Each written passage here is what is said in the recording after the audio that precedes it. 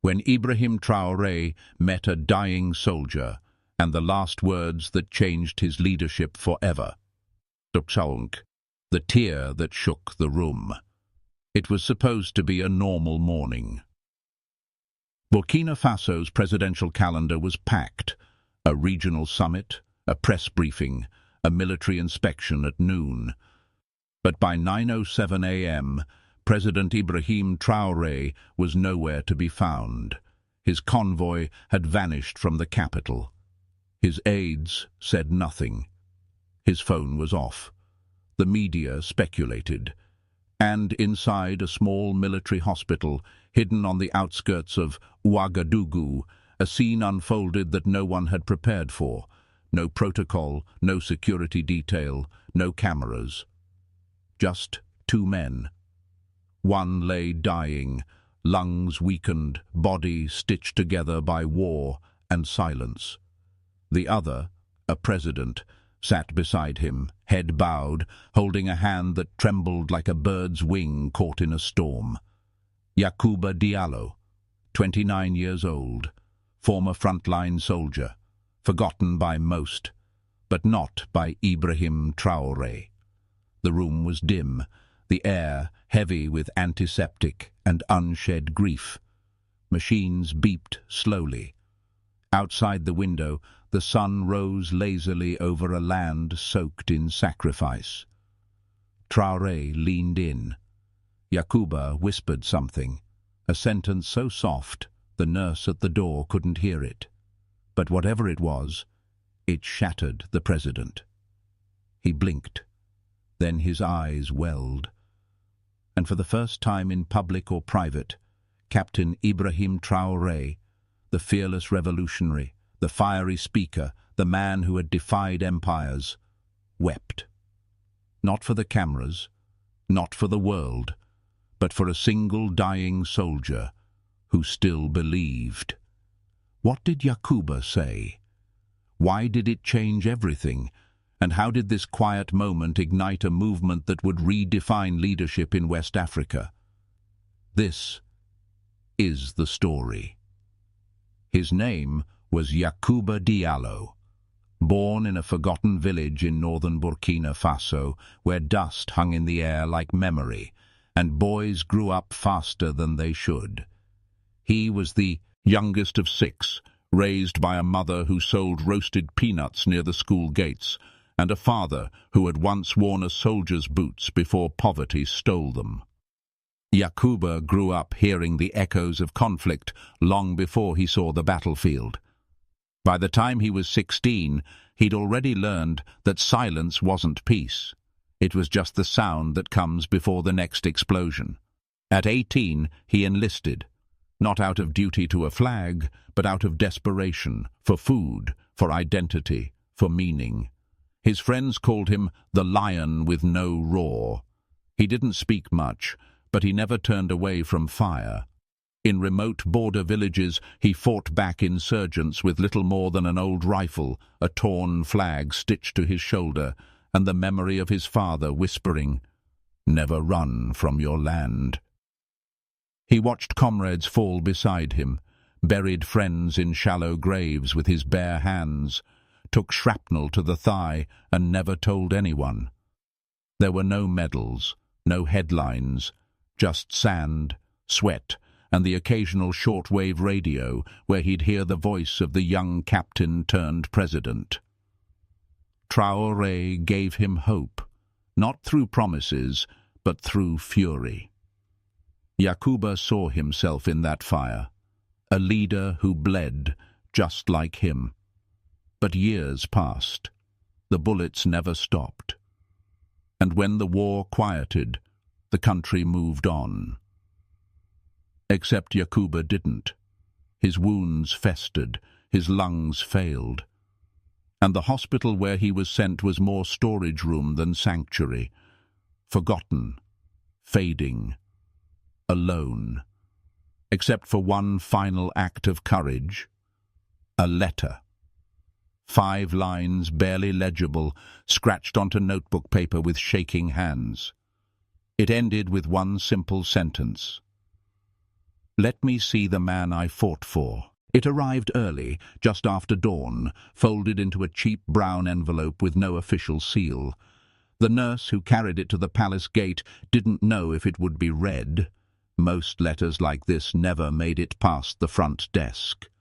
But something in the way it was written, scrawled, smudged, almost collapsing under its own ink, felt different. The words trembled like the hands that wrote them. The message inside was brief, broken in places, but whole in meaning. To President Ibrahim Traoré, it began. My name is Yacouba Diallo. I served in the 3rd Battalion, Sector North. I am dying. I do not ask for medicine. I do not want pity. I only ask to see you, just once. I have something I need to say, not as a soldier, but as your brother. The letter was unsigned, except for one last line scribbled at the bottom, almost childlike in its rawness. Let me see the man I fought for. When Traoré received the note, something stopped him mid-step. He read it once, then again. Then he held it to his chest like it was a medal. No cameras saw his expression, no advisers knew what passed through his mind. But within the hour, every meeting on his calendar was cancelled. A scheduled TV address was postponed.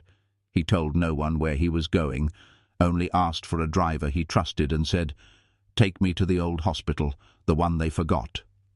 No convoy, no flag, just a leader in silence. And the voice of a dying man echoing louder than any speech. The car pulled up to the back entrance of the military hospital just after 10 a.m. There were no salutes, no grand announcements. The guards didn't even recognize the vehicle, an old black SUV with dusty tires and no flags. From the passenger seat stepped a man in plain fatigues, wearing no rank on his chest, no pistol on his side, just a simple cotton scarf and eyes that had seen too much. President Ibrahim Traoré walked through the cracked doors without a word. Inside, the halls smelled of bleach and neglect. A flickering fluorescent light buzzed above him as he followed a trembling nurse down a corridor lined with rusted gurneys and fading portraits of forgotten heroes. At the end of the hall, room 19, the door creaked open. There, beneath thin white sheets and the weight of time, lay Yacouba Diallo. His frame was smaller than expected. His eyes, half shut, opened slowly at the sound of soft boots on the tile. For a moment, neither man spoke. Then Yacouba smiled. Weak, crooked, but real. "You came," he whispered, voice no stronger than a falling leaf. Traoré pulled a chair close and sat without ceremony. "Of course I did," he replied. His voice wasn't presidential. It was personal. For the next few minutes, the hospital ceased to exist. There was no state, no power, no war, only two suns of the same soil, one fading, one rising, sharing a silence heavier than any battlefield. Yacouba coughed. Blood touched the corner of his lip. But in his eyes there was no fear, only urgency. The kind of urgency that comes when you know you don't have hours, only moments. Traoré reached for his hand. It was cold, but it gripped back. The grip tightened, just for a second, as if Yacouba had been holding on not to life, but to this meeting. His breaths were shallow now, each one slower than the last. Machines beeped softly in the background like a fading lullaby. Traoré leaned in, eyes locked onto the man whose face bore more scars than years. "I'm here, brother," he whispered. Yacouba smiled again, barely. Then, with immense effort, he raised his trembling hand and pointed to his chest. "They forgot us," he said, his voice raw, the syllables sticking to his throat. "But I remembered you. Every time I couldn't breathe, I remembered your speeches. You made me feel like bleeding meant something." A long pause followed. The weight of decades sat in the space between them. Traoré blinked back something sharp behind his eyes. He opened his mouth to speak, but Yacouba beat him to it, his final words, soft but sharp, carved straight into the silence. "Lead like you're bleeding too." The sentence hit harder than any battlefield. It wasn't a complaint, it wasn't a farewell. It was a command, a torch passed by a man who had nothing left to give but his truth. Yacouba closed his eyes. A long exhale escaped him. One breath, then none. And there, beneath the humming lights of a forgotten hospital room, President Ibrahim Traoré wept again. Not for the death of a soldier, but for the death of a message the world almost missed. He didn't stand. He didn't salute. He placed his forehead gently on Yacouba's chest and whispered, "I heard you." Then he stood, wiped his face, and walked out the same way he came, in silence. But something inside him had changed forever. Something in him had shifted. In the days that followed, the nation didn't notice it immediately. The press reported that Traoré had cancelled public appearances due to security concerns. His spokesperson offered vague answers. But behind the scenes, the president was rewriting everything. The first call he made was not to a general, but to a medic. "Give me the names," he said. "All of them. The wounded, the buried, the forgotten." Then came the orders, swift, unpublicized. An emergency fund was unlocked to repair decaying military clinics. A new division was created not for war, but for remembrance, tasked with visiting widows of fallen soldiers and hearing their stories. In his next cabinet meeting, Traoré arrived late, holding a small scrap of paper, the same letter Yacouba had written. He didn't sit in his usual chair. He placed the paper on the table and simply said, "This is why we serve." The room fell silt. No graphs, no politics, just the memory of a man whose last words were heavier than any legislation. Within weeks, a new initiative was born, Project Sang Fraternel, Brother's Blood. At its heart, a promise that no one who wore the uniform would ever feel forgotten again. Not while Ibrahim Traoré led. It started with a whisper. A junior aide at the presidential office, tasked with organizing old documents, stumbled upon the letter, Yacouba's letter, folded, smudged, with the words nearly faded. She read it once, then twice, and cried. Without permission she scanned it. Without intention she shared it with a friend. Within 24 hours it had travelled across continents. The internet did what the battlefield couldn't. It gave the soldier a voice. Images of the letter, raw and untouched, flooded social media. People translated it into French, English, Arabic, even Swahili. School children in Ghana read it aloud during morning assemblies. Radio stations in South Africa played it line by line, followed by silence. One popular Burkinabe rapper posted it with the caption, "He didn't ask for glory, he asked to be seen." And then came the movement. Across Burkina Faso, people began writing their own letters, not to presidents but to soldiers. "Thank you for bleeding," one child wrote. "We didn't see it before. We do now." In the markets of Ouagadougou, vendors painted signs. "We remember Yacouba." In classrooms, teachers paused lessons to talk about honor, not the kind earned through medals, but through memory. Hashtags filled feeds. Hahat led like you're bleeding. Yacouba lives. And still, Ibrahim Traoré said nothing.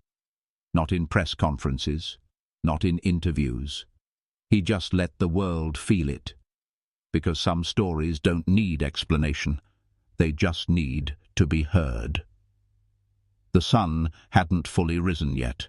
The sky hung heavy with violet mist as President Ibrahim Traoré stepped out of the car alone. No cameras, no reporters, no motorcade, just him, a small black satchel in one hand and a single white rose in the other. Before him stretched a modest military cemetery, rows of stone, stories buried beneath the soil. He walked slowly, tracing familiar names until he stopped at a simple grave. The plaque read, Yacouba Diallo, 1994-2023. Soldier, son, brother.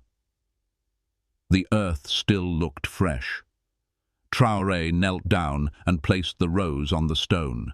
Then he opened the satchel and pulled out something few had seen before. A silver military medal engraved with a lion and a flame. His personal medal, the one he had never worn in public. He laid it beside the rose. Then, without speaking, he rested both hands on the earth and bowed his head. Silence. A long, undisturbed silence that felt like prayer. Finally, he whispered, soft, steady, and breaking only once. I haven't forgotten. I never will. As the first light of morning broke across the cemetery, dusting the grave in gold, Traoré stood. He didn't look back. He didn't need to, because some farewells aren't meant to be grand. They are meant to be felt in the marrow of your bones, in the weight of your breath, in the quiet fire behind your eyes. That day, as he returned to the capital, schools read the letter again. Troops marched with a new insignia stitched to their sleeves, a lion with a scar across its heart. And somewhere, in the silence beyond the noise of politics and war, the nation understood something sacred. The president wasn't just leading a country. He was carrying a promise.